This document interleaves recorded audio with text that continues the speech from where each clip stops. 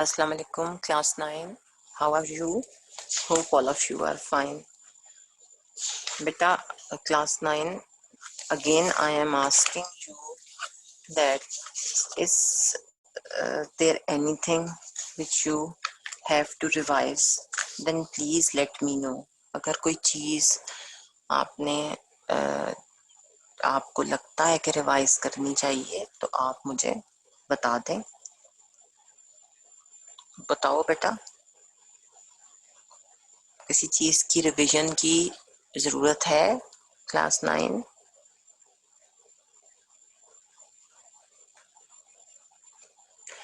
चले मैं आपको अपनी मर्जी से एक और टॉपिक रिवाइज करवा देती हूँ of chapter number 2. Chapter number 2 का एक और टॉपिक हम आज रिवाइज कर लेते हैं और that is separation of east Pakistan and emergence of Bangladesh. मशरकी Pakistan की अलहदगी और बांग्लादेश का क़याम.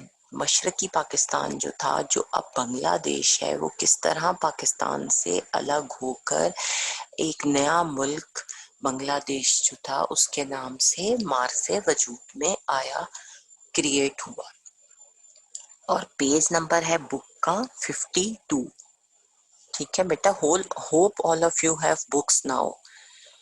पेज नंबर 52, मशरकी पाकिस्तान की अलहदगी और बांग्लादेश. 1970 के जो आम इंतखाबात हुए, जनरल इलेक्शंस हुए, उसके बाद जो अवामी लीग थी जो कि मशरकी पाकिस्तान, ईस्ट पाकिस्तान की एक बहुत पॉपुलर पॉलिटिकल पार्टी थी, उसको उसमें सक्सेस मिली, कामयाबी मिली. They got success. और मुल्क की जो भाग दौड़ थी, मुल्क चलाने का जो सारा सिलसिला था, उसकी भाग दौड़ जो थी वो अवामी लीग जो थी उसको ना सौंपी गई. उसको चूंकि अवामी लीग ने कामयाबी हासिल की थी 1970 के जनरल इलेक्शंस में ईस्ट पाकिस्तान से, और इट वाज एक्सपेक्टेड कि गवर्नमेंट जो है ईस्ट पाकिस्तान की वो अवामी लीग को दे दी जाएगी, अवामी लीग के सपुर्द कर दी जाएगी, उसके हैंड ओवर कर दी जाएगी. लेकिन ऐसा नहीं हुआ. जो गवर्नमेंट की सारे अफेयर्स थे, गवर्नमेंट जो थी वो अवामी लीग के हाथ में ना दी गई, सपोर्ट ना दी गई. और यही वजह थी कि मशरकी पाकिस्तान जो था, ईस्ट पाकिस्तान जो था, उसमें अमन अमान की जो सूरत हाल थी, लॉ एंड ऑर्डर जो था, पीस जो था, वो डिस्टर्ब हो गया, वो खराब हो गया. क्योंकि अवामी league belongs to east Pakistan और people of east Pakistan wanted कि गवर्नमेंट जो है वो हैंड ओवर कर दी जाए अवामी लीग के. लेकिन ऐसा ना किया गया और मुल्क में लॉ एंड ऑर्डर की सिचुएशन जो थी वो डिस्टर्ब हो गई. इन हालात को संभालने के लिए chief marshal law administrator general Yahya Khan ने वहां पर इमरजेंसी लगा दी. और जब हालात खराब होने शुरू हो गए और लोगों ने एहतजाज किया, लोगों ने अपना गम और गुस्सा जो था वो शो करना शुरू किया, डिस्टर्ब करना शुरू किया लॉ एंड ऑर्डर को. तो लॉ एंड ऑर्डर को, in order to maintain law and order को मेंटेन करने के लिए, हालात को, सरकमस्टेंसेस को इम्प्रूव करने के लिए, जो उस वक्त के चीफ मार्शल लॉ एडमिनिस्ट्रेटर थे याहिया खान, उन्होंने वहां पर इमरजेंसी नाफिज कर दी. इमरजेंसी होता है कि आपके किसी भी मुल्क में आपके जो राइट्स एंड ड्यूटीज हैं, राइट्स हैं स्पेशली, और आपकी जो मुल्क के सियासी जो एक्टिविटीज हैं उन सब के ऊपर बैन लग जाती है, वो सब खत्म हो जाती है. पाक फौज ने अमनो अमान की सूरत हाल को बेहतर बनाने की कोशिश की, लेकिन हालात रोज बरोज खराब होते चले गए. ठीक है. और हमारी जो आर्मी थी پاکستان آرمی تھی اس نے بہت کوشش کی کہ ملک کے حالات کو سنبھال لے، ملک کے حالات کو مزید خراب ہونے سے بچائے، لیکن وہ اس حالات کو، بگڑتے حالات کو سنبھالنے میں ہماری آرمی جو تھی، فوج تھی، وہ بھی سکسیسفل نہ ہو سکی، ٹھیک ہے، اور حالات جو تھے وہ مزید بگڑتے چلے گئے۔ اور اس کی وجہ کیا تھی، حالات کیوں ٹھیک نہیں ہو رہے تھے؟ اس کی وجہ یہ تھی کہ وہاں پر مکتی باہنی نامی ایک آرگنائزیشن کام کر رہی تھی ایسٹ پاکستان میں۔ ایک organisation was working, the name of the organization was Mukti Bahini, جو کہ فسادات جو تھے، رائٹس جو تھے، وہ پھیلانے میں مصروف تھی۔ یہ آرگنائزیشن جو تھی، اس کا کیا کام تھا کہ ملک کے حالات کو مزید خراب کیا جائے، لا اینڈ آرڈر کو مزید ڈسٹرب کیا جائے، اور ملک میں جو فسادات ہیں، رائٹس ہیں، ان کو پھیلایا جائے۔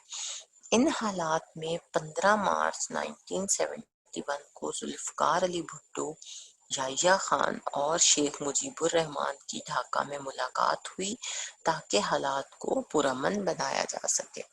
اور 15 مارچ 1971 کو ڈھاکہ میں، ڈھاکہ جو جگہ ہے، ڈھاکہ کے مقام پر 3 رہنما جو تھے، جن میں جنرل یحییٰ خان، ذوالفقار علی بھٹو۔ ذوالفقار علی بھٹو کون تھے؟ پیپلز پارٹی کے سربراہ تھے، پیپل پارٹی کے لیڈر تھے۔ اور پیپلز پارٹی یہ کون تھے؟ ذوالفقار علی بھٹو یہ بے نظیر بھٹو جو تھیں ان کے والد تھے۔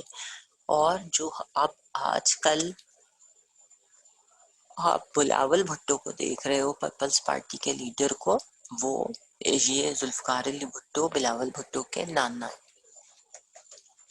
تو ان تینوں جو رہنما تھے، مجیب الرحمن، جنرل یحییٰ اور ذوالفقار علی بھٹو، ان تینوں نے لا اینڈ آرڈر کو مینٹین کرنے کے لیے، حالات کو بہتر کرنے کے لیے ایک جو ملاقات تھی وہ ان تینوں نے کی ڈھاکہ کے مقام پر۔ یہ مذاکرات بغیر کسی نتیجے کے ختم ہو گئے، اور یہ جو ڈائیلاگز تھے، یہ جو بات چیت تھی، یہ بغیر کوئی رزلٹ دیے، بغیر کسی رزلٹ کے ایم لیسلی یہ ختم ہو گئے، ان کا کوئی فائدہ نہیں ہوا اور حالات بہتر نہ ہو سکے۔ یہ مذاکرات جب ختم ہو گئے، حالات کشیدہ حالات کے باعث لاکھوں کی تعداد میں بنگالیوں نے بھارت کی طرف ہجرت کرنا شروع کر دی۔ اور جب ایسٹ پاکستان میں حالات جو تھے وہ بہت زیادہ بگڑ گئے، بہت زیادہ خراب ہو گئے، تو بہت سارے بنگالی جو تھے، جو بنگال کے رہنے والے تھے، انہوں نے انڈیا کی طرف جانا شروع کر دیا، انڈیا کی طرف ہجرت شروع کر دی، اپنا ملک چھوڑ کر، ایسٹ پاکستان چھوڑ کر وہ انڈیا میں پناہ لینے کے لیے چلے گئے حالات کی وجہ سے۔ بھارت نے بنگالیوں کی مدد کا سرکاری طور پر اعلان کر دیا، اور انڈیا جو تھا وہ بنگلہ دیش کے لوگوں، بنگلہ دیش کو سپورٹ تو کر ہی رہا تھا تاکہ وہ وہاں حالات خراب ہوں اور وہ الگ ہو جائے پاکستان سے۔ لیکن جب بہت بڑی تعداد میں ہندو جو تھے وہ انڈیا جا گئے، تو انڈیا نے سرکاری طور پر، گورنمنٹ لیول پر یہ اناؤنس کر دیا کہ ہم بنگالیوں کی ہیلپ کریں گے، ٹھیک ہے۔ تو بھارتی فوج نے باغیوں کو اسلحہ دیا اور ان کی تربیت کرنا شروع کر دی، جس کی وجہ سے پاکستان اور بھارت کے مابین حالات خراب ہو گئے۔ اور جو بھارت تھا، اس نے، بھارتی جو فوج تھی، آرمی تھی، اس نے جو باغی تھے، جو ریبیلیس پیپل تھے، جنہوں نے بغاوت شروع کی تھی، جو بغاوت کرنے والے لوگ تھے، ان کو اسلحہ بھی دیا، ویپنز دیے، اور ان کو ٹرین بھی کرنا شروع کر دیا کہ کس طرح انہیں لڑنا چاہیے۔ اور اس کی وجہ سے جو پاکستان اور بھارت کے، انڈیا کے جو تعلقات تھے وہ خراب ہونا شروع ہو گئے۔ ناؤ بیٹا اسی پیج پر 52 پر یہ آپ تصویر دیکھو اینڈ پہ، اس میں تصویر دی ہوئی ہے ذوالفقار علی بھٹو جو کہ پیپلز پارٹی کے رہنما ہیں، عوامی لیگ کے رہنما دوسرے نمبر پر مجیب الرحمان ہے اور پھر فضل الہی ہے، یہ آپ تصویر میں دیکھ سکتے ہیں. ٹھیک ہے، تو جب انڈین آرمی نے جو باغی تھے ان کو ویپنز بھی پرووائڈ کیے اور ان کو ٹرین بھی کیا، تو انڈیا اور پاکستان کے حالات بہت زیادہ خراب ہو گئے. ناؤ بیٹا turn your page, I am also going to turn my page.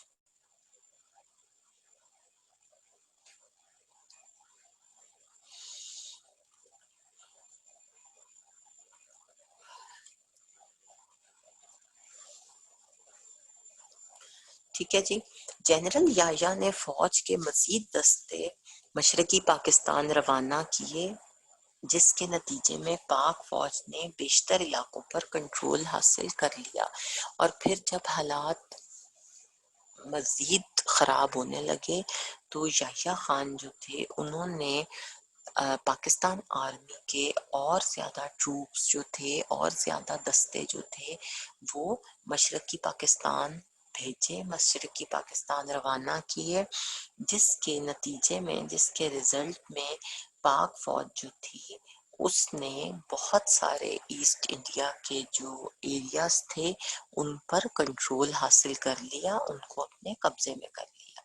حالات کو دیکھتے ہوئے بھارت نے مشرقی پاکستان پر اپنی افواج کی مدد سے حملہ کیا، اور جب حالات بہت زیادہ بگڑنے لگے تو ان کو کنسیڈر کرتے ہوئے انڈیا نے ایسٹ پاکستان پر اپنی جو فوج تھی اس کی مدد سے حملہ کر دیا، کہ بھارت نے اپنی فوج کو کے ہیلپ سے مشرقی پاکستان پر حملہ کر دیا.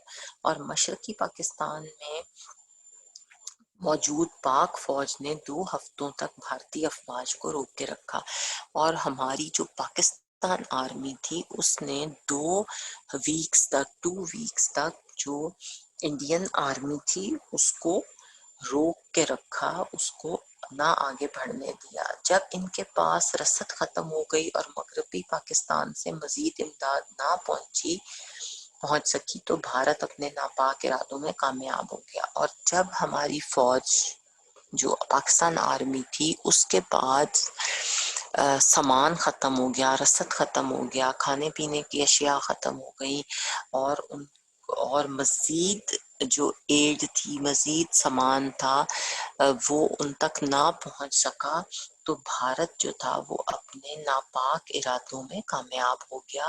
انڈیا جو تھا وہ اپنے جو غلط ارادے تھے، جو ارادے تھے پاکستان کو توڑنے کے، اس میں کامیاب ہو گیا. اس طرح 16 دسمبر 1971 کو مشرقی پاکستان ہم سے علیحدہ ہو گیا اور بنگلہ دیش کے نام سے علیحدہ ملک بن گیا. اور یہی وجہ تھی کہ 16 دسمبر 1971 کو 16 دسمبر 1971 کو مشرقی پاکستان جو تھا وہ پاکستان سے علیحدہ ہو گیا اور بنگلہ دیش کے نام سے الگ ملک بن کر سامنے ابھر. ٹھیک ہے، یہ ایک بہت بڑا ریزن تھا. کیا تھا کہ انڈین آرمی نے ایسٹ انڈیا جو تھا، بنگلہ دیش جو تھا اس کی اسے سپورٹ کیا تھا اور پاکستان کے اگینسٹ ایسٹ انڈیا کا ساتھ دیا تھا، اور اس کو بہت بڑا یہ ریزن تھا پاکستان سے بنگلہ دیش الگ ہونے کا. اب آپ یہ انفو میں دیکھیں، کیا آپ جانتے ہیں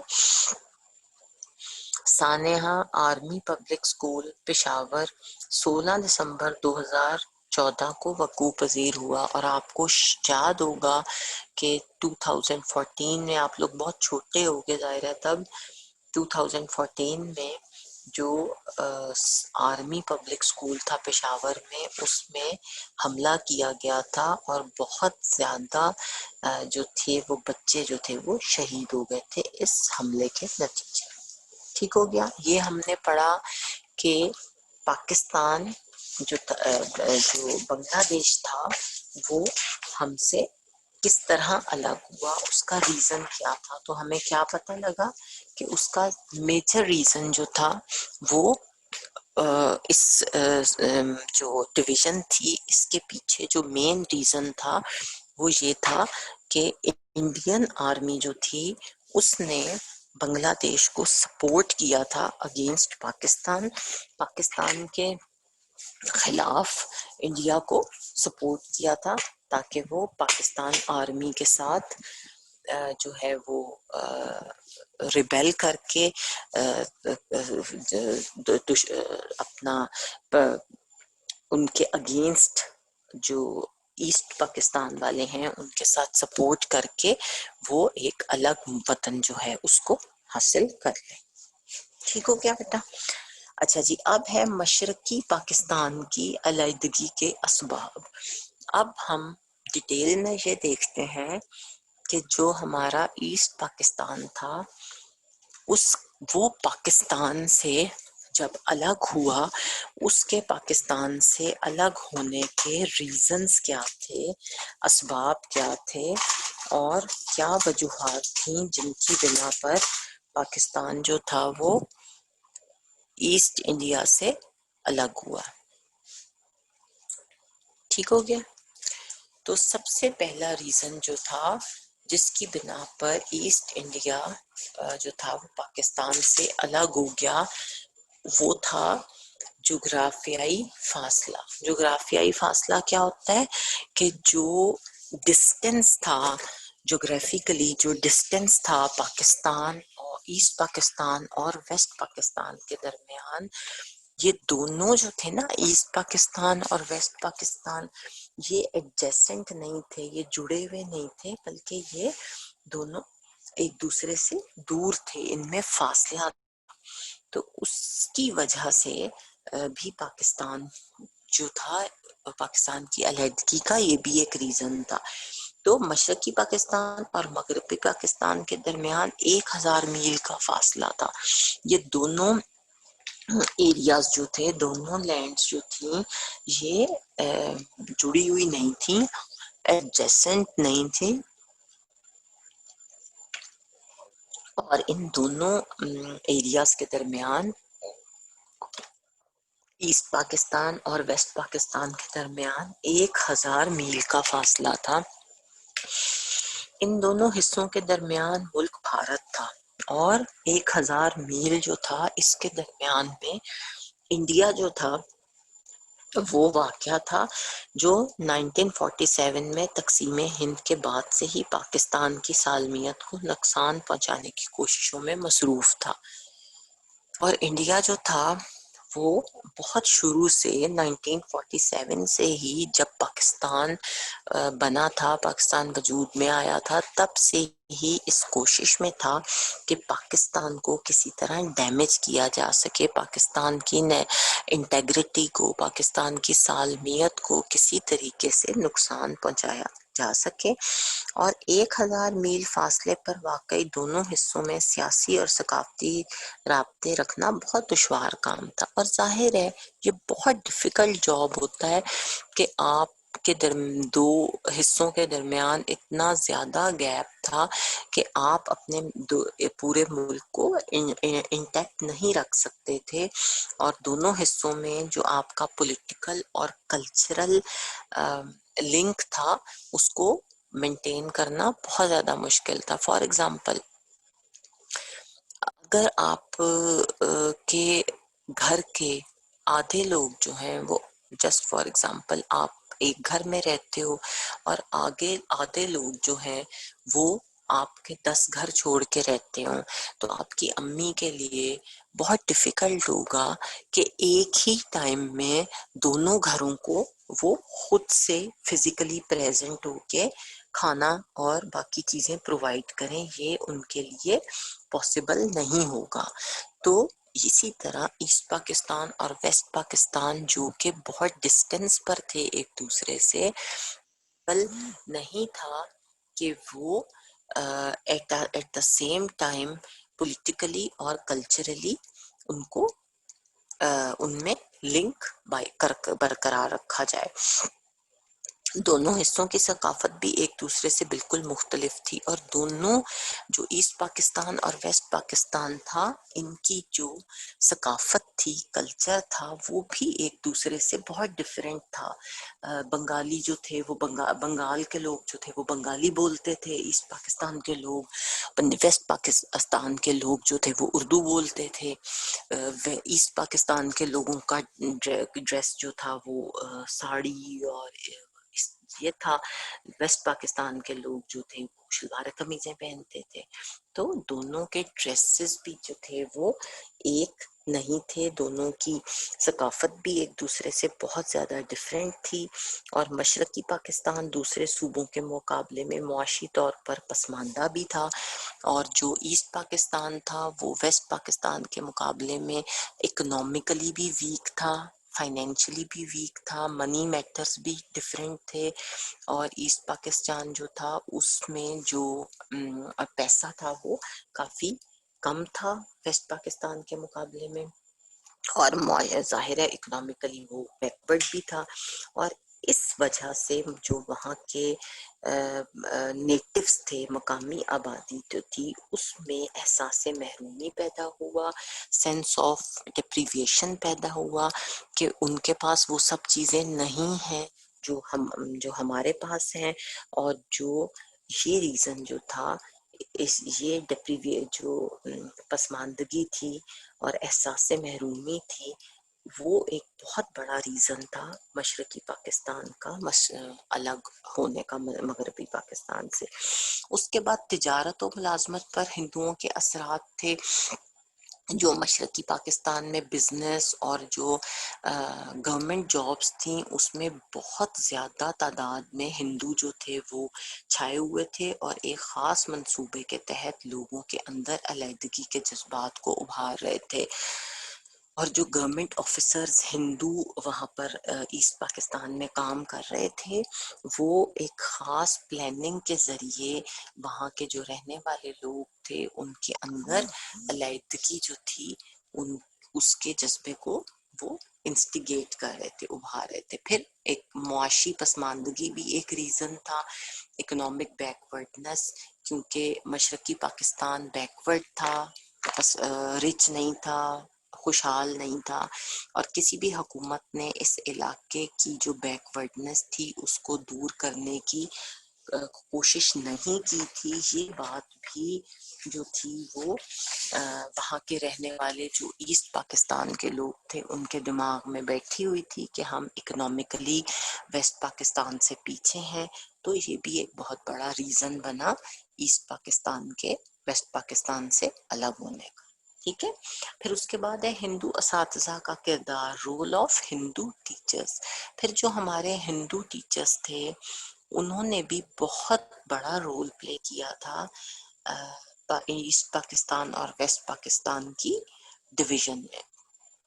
جو مشرقی پاکستان میں ایجوکیشن کا جو سیکٹر تھا وہ پوری طرح ہندوؤں کے کنٹرول میں تھا، اور انہوں نے بنگالیوں کو پاکستان کے خلاف پوری طرح تیار کیا تھا، اور جو بنگالیز تھے ان کے جذبات کو ابھارا تھا، اور ان کے اندر یہ بات پیدا کر دی تھی کہ ویسٹ پاکستان کے جو لوگ ہیں وہ آپ لوگوں کو ایکول نہیں سمجھتے بلکہ ڈسکریمنیٹ کرتے ہیں آپ لوگوں کے ساتھ۔ پھر زبان کا مسئلہ بھی تھا، لینگویج ایشو تھا۔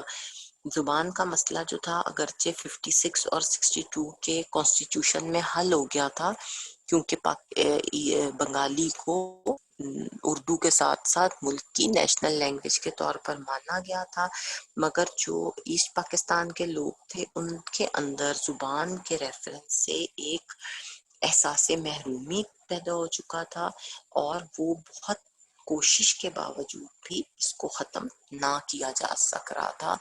یہ زبان کا جو ایشو تھا، لینگویج ایشو تھا، یہ بنگالیوں کے دل سے نہ نکالا جا سکا۔ نمائندگی کی شرح کا مسئلہ، پرابلم آف ریپریزنٹیشن ریشو، اور مشرقی پاکستان کی جو آبادی تھی وہ 56% تھی، ٹوٹل 100% آبادی تھی۔ اگر پاکستان کی، ایسٹ پاکستان اور ویسٹ پاکستان کی، تو اس میں 56% جو تھی وہ صرف بنگلہ دیش کی پاپولیشن تھی، اور وہاں وہ آبادی کی کثرت کی وجہ سے نمائندگی کا حق چاہتے تھے، اور وہ چاہتے تھے کہ ہم چونکہ میجورٹی میں ہیں، اسی لیے اسی ریفرنس سے ہمیں ایز اے میجورٹی ٹریٹ کیا جائے اور ہمیں میجر نمائندگی دی جائے۔